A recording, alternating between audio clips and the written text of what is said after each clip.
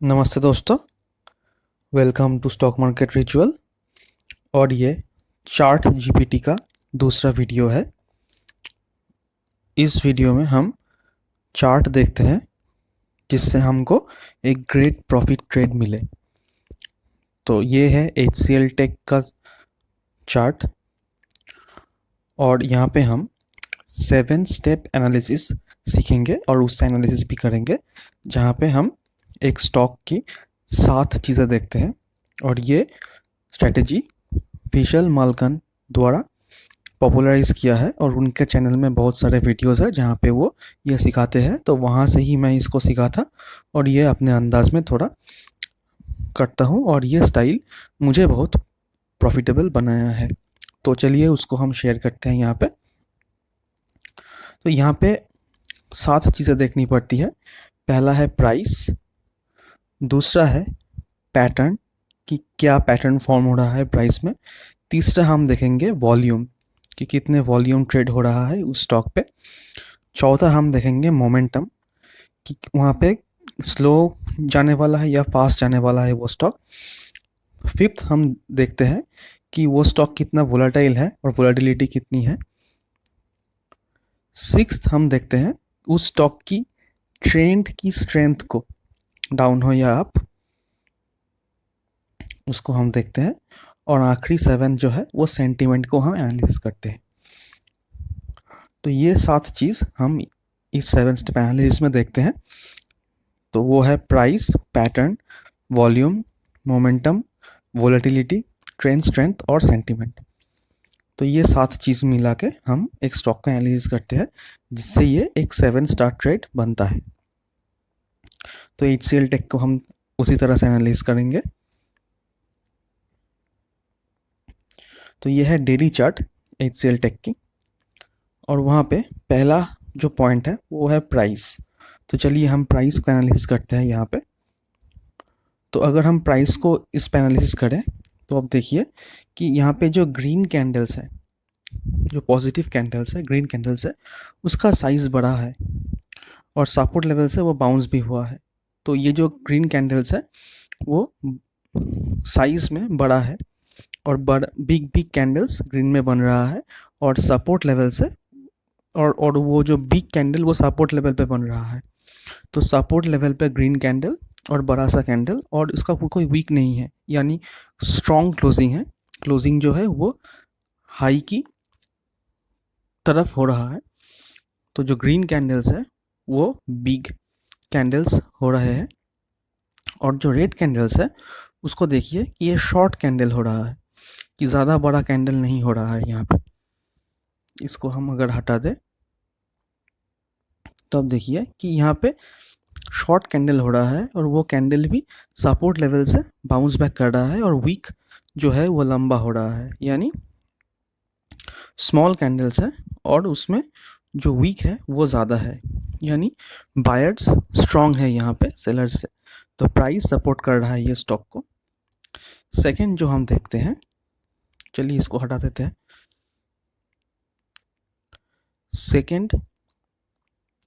Second जो हम देखते हैं वो हम देखते हैं पैटर्न, कि प्राइस क्या पैटर्न फॉर्म कर रहा है या कोई पैटर्न फॉर्म हुआ है या नहीं। तो इस पॉइंट से देखिए कि यहाँ पे एक हायर हाई और हायर लो पैटर्न यहाँ पे फॉर्म हो रहा है, यानी जो हाई है वो हायर होता चला जा रहा है पिछले हाई से, और जो लो है वो भी हायर है पिछले लो से, यानी यहाँ पे एक classic higher high higher low pattern form हो रहा है। तो पैटर्न में हम जो देखें वो है हायर हाई और हायर लो पैटर्न फॉर्मेशन, यानी ये पैटर्न भी सपोर्ट कर रहा है यहाँ पे और सपोर्ट लेवल से यहाँ पे बिग कैंडल्स भी बन रहे हैं। और दोस्तों मैं सेविडेशन एनालिस्ट नहीं हूँ, तो ये सिर्फ एजुकेशनल पर्पसेस के लिए है, मैं कोई रिकमेंडेशन नहीं दे रहा हूँ यहाँ पे। तो चलिए उसके बाद हम देखते हैं जो तीसरा पॉइंट है वो है वॉल्यूम। तो यहाँ पे वॉल्यूम में क्या हो रहा है, देखिए ये वॉल्यूम है और इसमें वॉल्यूम लगभग फ्लैट है, ठीक है, कुछ ज़्यादा वॉल्यूम अभी तक नहीं हो रहा है और ये जो लाइन है ब्लू लाइन, ये 20 मूविंग एवरेज है उस वॉल्यूम के। तो यहाँ पे आप देखिए कि जो ग्रीन कैंडल्स है, जो बाइंग कैंडल्स है ग्रीन कैंडल्स, वो स्ट्रॉन्ग है और वो 20 एवरेज से ऊपर हो रहा है। बाकी डेज फ्लैट है, most of the days flat है और उस लाइन से नीचे ही 20 मूविंग एवरेज से नीचे ही कैंडल फॉर्म हो रहा है वहाँ पे। लेकिन जो ग्रीन कैंडल्स है वो थोड़ा बहुत बड़ा कैंडल्स हो रहा है, और ग्रीन डेज में बड़ा कैंडल है और रेड डेज बिल्कुल फ्लैट है, यानी बाइंग ज़्यादा हो रही है यहाँ पे और डिलीवरी भी वहाँ से ले जा रहा है। जो सेलिंग है वो सिर्फ प्रॉफिट बुकिंग, यानी प्राइस पैटर्न सपोर्ट किया है, वॉल्यूम भी काफ़ी हद तक सपोर्ट कर रहा है इस स्टॉक को। तो चलिए अगला पॉइंट देखते हैं, चौथी पॉइंट है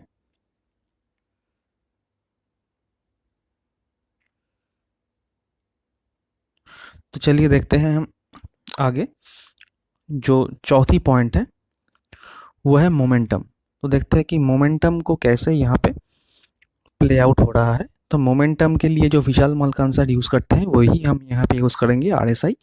और इस RSI की मोमेंटम पकड़ने की जो एक नॉन कन्वेंशनल वे है, अनकन्वेंशनल वे, वो ये है कि अगर 60 से ऊपर RSI है तो उसको हम बुलिश मानते हैं। अगर RSI 40 और 60 के बीच में है तो उसको हम साइडवेज मार्केट मानते हैं, यानी कुछ ज़्यादा मोमेंटम नहीं होंगे वहाँ पे। और अगर 40 के नीचे चला जाता है RSI तो उसको हम बियरिश मानते हैं। तो बिलो 40 बियरिश RSI होता है। तो देखिए ये जो स्टॉक है, ये डेली चार्ट में ये 62 का RSI है और यहाँ पे RSI 60 को क्रॉस किया है और उसके बाद 60 के नज़दीक आके यहाँ पे एक सपोर्ट जैसा बन रहा है और 62 RSI है, यानी 62 मतलब बुलिश RSI। तो मोमेंटम यहाँ पे सपोर्ट कर रहा है, यानी स्टॉक ऊपर जाता है तो मोमेंटम यहाँ पे आने की प्रोबेबिलिटी ज़्यादा है। जो पांचवा पॉइंट है वो है वोलेटिलिटी। तो वोलेटिलिटी के लिए यहाँ पे बॉलिंजर बैंड, ये जो इंडिकेटर है ये यूज़ किया जा रहा है। और ये बॉलिंजर बैंड की अपर लाइन है, लोअर लाइन है। तो अगर बॉलिंजर बैंड ऐसे ओपन होता है, जो कर्व है ओपन होता है, तो उसको वोलेटाइल माना जाता है। और ये बीच का लाइन 20 मूविंग एवरेज है जो यहाँ पे सपोर्ट की तरह काम कर रहा है और प्राइस अभी बॉलिंजर बैंड के हायर एंड की तरफ है या अपर बैंड की तरफ है। इसका मतलब वोलेटिलिटी है उसमें। और सिक्स्थ पॉइंट जो हम देखेंगे, चौथा पॉइंट, वो है ट्रेंड स्ट्रेंथ। तो देखते हैं कैसे स्ट्रेंथ हमको देखना होगा। ये DMI का इंडिकेटर है और ये है पॉजिटिव एवरेज और ये है नेगेटिव एवरेज। तो इसका डिटेल्स, और ये है एक स्ट्रेंथ इंडिकेटर, स्ट्रेंथ लाइन जिसको हम ADX कहते हैं। तो अगर इसको डिटेल्स में वीडियो चाहिए तो आप कमेंट में बताना, तो हम अलग से एक वीडियो बनाएंगे यहाँ पे। तो यहाँ पे देखिए जो ग्रीन लाइन है वो ऊपर है, जो रेड लाइन है वो नीचे है और जो ADX है उसका स्लोप राइजिंग है, यानी ट्रेंड बुलिश की तरफ स्ट्रॉन्ग स्ट्रेंथ है यहाँ पे। तो स्ट्रेंथ भी हमको मिल गया। अब हम सेंटीमेंट को देखते हैं। तो सेंटीमेंट के लिए हम सेक्टर एनालिसिस करते हैं या फिर जो इंडिसेस हैं उसका एनालिसिस करते हैं। तो यहाँ पे हम निफ्टी देखते हैं। उसके अलावा जो आप क्या सिचुएशन बन रहा है मार्केट पे वो भी आप देख सकते हैं। तो यहाँ पे देखिए निफ्टी जो है वो कंटिन्यूसली ऊपर जा रहा है। यहाँ पे एक नेगेटिव कैंडल बना हुआ है, लेकिन जो सेंटीमेंट है वो अभी तक यहाँ पे बुलिश ही दिख रहा है। हाँ, थोड़ा बहुत नीचे यहाँ पे दिख रहा है क्योंकि कैंडल नीचे आया है और 20 मूविंग एवरेज पे रुका है, लेकिन अभी भी 7 स्टार ट्रेड बन रहा है क्योंकि सेंटीमेंट अभी बुलिश है। तो 7 स्टेप हमको दिख रहा है और ये जो हाई है उसके ऊपर, यानी 1177 के ऊपर यहाँ पे हम बाई कर सकते हैं। तो जिस कैंडल 60 के ऊपर क्लोज किया है उसके ऊपर हम यहाँ पे बाई कर सकते हैं। लेकिन इसके जो नीचे है 1155 का जो लेवल है, ये लेवल भी उतना ख़राब नहीं है। तो यहाँ पे हम क्या करेंगे, अगर मैं कुछ करूँ तो 500 क्वांटिटी अगर मुझे ख़रीदना है तो 150 क्वांटिटी मैं यहाँ पे बाई करूँगा इस लेवल पे, यानी 1155 से लेके 1166 का जो लेवल है उसके बीच में मैं 150 क्वांटिटी बाई करूँगा स्टॉप लॉस डाल के। और इस लेवल को अगर ये थोड़ा ऊपर को जाता है और यहाँ पे अगर ये 1166 का लेवल, अगर वो 1166 का लेवल या होल्ड करता है, यानी क्लोजिंग कंटिन्यूअसली इसके ऊपर ट्रेड करता है, तो वहाँ पे 1166 और 1177 के बीच में मैं और 200 क्वांटिटी बाई करना चाहूँगा। इसको कहते हैं एक्यूमुलेशन। मैं वहाँ पे बाई करना चाहूँगा और स्टॉप लॉस जो होगा वो इसका लो होगा और मैं वेट करूँगा। अगर 1177 के ऊपर अगर ये जाता है तो वहाँ पे मैं और 150 क्वांटिटी रेस्ट बाई कर लूँगा, जिसको टेस्टिंग द वाटर कहते हैं। उसके बाद मैंने फुल क्वांटिटी बाई किया है स्लोली एक्यूमुलेशन करते हुए, स्टॉप लॉस देते हुए। तो उससे क्या होता है, एवरेज जो लॉस है वो डिक्रीज़ हो जाता है और वहाँ से अगर ऊपर को मिलता है और यहाँ पे अगर 60 के नीचे RSI क्लोज करता है तो वहाँ पे भी मैं ऐसे लेके निकाल जा सकता हूँ, क्योंकि वो 60 देख के मैंने बाई किया था, तो वो भी एक रीज़न हो सकता है। या फिर अगर ADX का रेड लाइन ग्रीन लाइन को क्रॉस करे, अगर रेड लाइन ऊपर और ग्रीन लाइन नीचे ऐसे क्रॉस ओवर हो, तो वहाँ पे भी हम मान सकते हैं कि स्ट्रेंथ डिक्रीज़ हो गया है, तो वहाँ पे भी हम ऐसा लेके निकाल जा सकते हैं। और अगर ये 20 मूविंग एवरेज जो है ये जब तक ऊपर है, हम इसको SL ट्रेल करते हुए आगे जा सकते हैं। और यहाँ पे देखिए एक कप पैटर्न भी है जिसका ब्रेकआउट हुआ है और वहाँ पे रिटेस्ट भी हुआ है, उसको होल्ड कर रहा है वो अभी। और ये जो बॉटम से जो टारगेट है ऊपर को, वो हमको टारगेट ऊपर की तरफ मिल सकते हैं। और देखिए ये कोई रिकमेंडेशन नहीं है, ये सिर्फ एजुकेशनल पर्पसेस के लिए है। मैं कोई सेपरेशन एनालिस्ट नहीं हूँ। और एक और डिस्क्लेमर कि मैं एक ट्रेडर हूँ, तो मेरा पोजीशन इसमें हो सकता है, तो वो एक डिस्क्लेमर मान के चलिए। और लर्निंग पर्पसेस के लिए बना रहा हूँ, तो आप यहाँ से सीखिए ताकि फ्यूचर में आप खुद एनालिसिस कर सकें और अपना इन्फॉर्म डिसीजन ले सकें।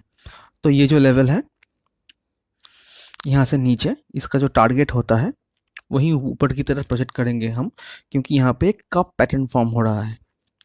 एक कप पैटर्न फॉर्म हुआ है और वो जो ये जो पैटर्न है कप, इसका टारगेट बहुत लंबा होता है। और इसके ब्रेकआउट करने के बाद ये डेली चार्ट में देख रहे हैं, तो ये स्विंग ट्रेड के लिए ही प्लान है ये सारे। तो जो नीचे से ऊपर का जो जितने पॉइंट है उतना ही हम ऊपर प्रोजेक्ट करेंगे, जो हमारा फाइनल टारगेट हो सकता है और उसके बाद भी हो सकता है। तो उसके लिए एक अलग वीडियो बनाना पड़ेगा, एक ही वीडियो में सब कुछ बताना पॉसिबल नहीं है। तो अब मैं यहाँ पे बता रहा हूँ कि ये जो कप है इसका टारगेट कैसे निकालते हैं। इसका लो से कप का टॉप जितना है उतना हम ऊपर को कर प्रोजेक्ट करेंगे। तो उसका 1177 से अगर हम ले और 1177 के ऊपर से अगर हम प्रोजेक्ट करें, तो पहला टारगेट जो निकल के आएगा वो 1199 का है, ये पहला टारगेट। उसके बाद 1255 और उसके बाद 1311, ये 3 टारगेट हम टेम्पररी लेकर चल सकते हैं। और यहाँ पे 1311 पे हमारा आखिरी टारगेट होगा। और जो SL है वो हम 20 मूविंग एवरेज को ट्रेल करते हुए चल सकते हैं। तो वीकली चार्ट में देखिए, क्योंकि 60 के ऊपर ये अभी भी है, ये 60 के ऊपर है और जस्ट ब्रेकआउट हुआ है और बॉलिंजर बैंड के ऊपर भी ट्रेड कर रहा है, तो यहाँ पर भी स्ट्रॉन्ग सिग्नल है। और हायर टाइम फ्रेम हमेशा स्ट्रॉन्ग रहना चाहिए जब हम ये ट्रेड लेते हैं। मंथली में देखिए ये 60 के नज़दीक है, अभी ब्रेकआउट नहीं हुआ है, तो उसको हम 60 के रेजिस्टेंस मानेंगे। तो 60 के रेजिस्टेंस पे ये चल रहा है और ये जो प्राइस, ये अगर थोड़ा ऊपर जाके ये जो रेजिस्टेंस है यहाँ पे अटक सकता है या निकल भी सकता है, लेकिन अटक सकता है यहाँ पे। तो इसीलिए हम 3 टारगेट लेके चल रहे हैं। तो यहाँ पे हम क्या करें, इस पे हम 3 टारगेट लेके इसलिए चल रहे हैं कि कहीं पर भी, और SL ट्रेल करते हुए चल रहे हैं कि कहीं पर भी ये रिवर्स हो तो हम प्रॉफिट में ही निकल जाए। आवरली चार्ट में अगर हम देखेंगे तो देखिए आवरली चार्ट में यहाँ पे RSI जो है वो अभी 60 क्रॉस नहीं हुआ है, तो 60 में अटक सकता है।